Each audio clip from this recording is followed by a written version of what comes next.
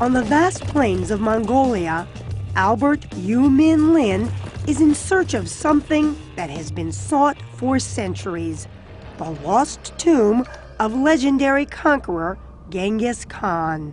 It's a needle in a haystack. I mean, there's places across that entire plain that have never been walked on for over 800 years. And now we can go to any place in the planet. But Lin has tools that have never been available to explorers who came before him. People tagged it. They said, go there.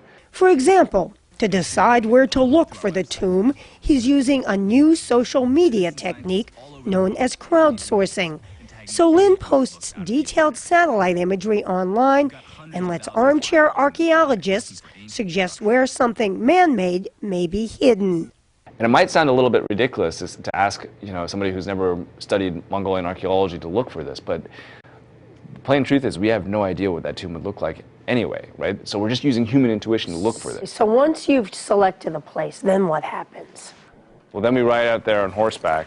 We start scanning and surveying these things and seeing what they really are. In fact, the Mongolian government does not allow digging at archaeological sites. This is the data that just came in today, huh? Mm-hmm. But Lin uses cutting-edge technology, like ground-penetrating radar and small remote-controlled aircraft to survey selected areas.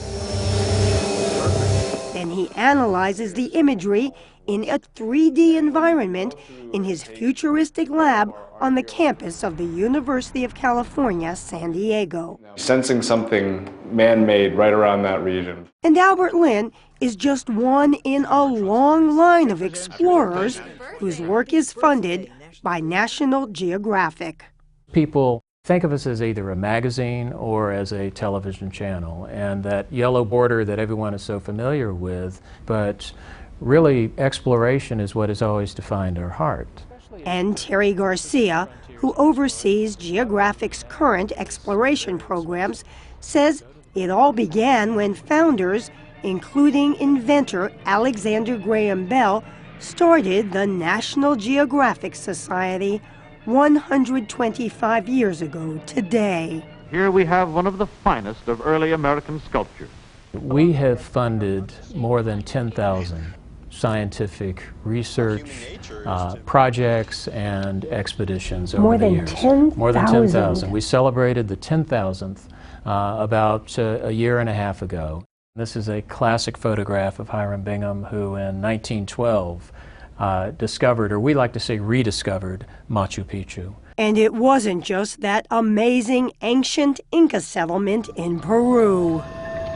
Jacques Cousteau received funding from National Geographic. Jane Goodall received her start from National Geographic. We provide funding for risky projects, for risky expeditions where success isn't guaranteed, because that's the nature of exploration. And though it's tempting to romanticize those expeditions of the past, Garcia believes the future holds even more excitement. In fact, I believe that the 21st century is going to be the greatest age of exploration in the history of mankind. New technology is giving us the keys that we need to unlock doors that at least had seemed to be permanently closed to us in the past. Case in point, what may be one of National Geographic's most ambitious projects yet, using modern DNA techniques to map out the diaspora of the human race from its origins in East Africa.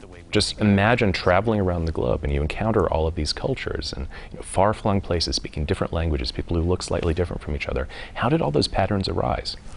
To find out, Spencer Wells is taking samples of DNA from populations all over the world, looking for clues as to where and when our ancestors traveled. And how can you tell that at all from sampling DNA? Well, so we study what are known as genetic markers, and these are tiny little changes, random changes that occur in your DNA sequence as it's being passed on through the generation. So if you share one of these random changes with another person somewhere else in the world, it means you share an ancestor. After sending a small sample of my DNA to the laboratory, Wells was able to tell me some things I didn't know about my own history. What we found is that everybody in the world can be broken down into 9 components, ancestral source populations, that mix together to create the modern mixes we see in the world around us. So your mix is 57% European, or Mediterranean rather, 23% Southwest Asian, 18% Northern European, 2% Northeast Asian. So you've got 2% East Asian in you. Who knew? Spencer's data bank of DNA is growing by the day. In some cases, he and his team go out to take samples. But many curious folks pay a $200 fee to have DNA analyzed and learn about their family's genetic histories. You know, for a lot of people, when they think about National Geographic, this is not what they think Geographic does. Well, it is very much, geographic in nature. We're studying gene geography, but we're studying it so that we can understand something more about, human history. That's really our goal here.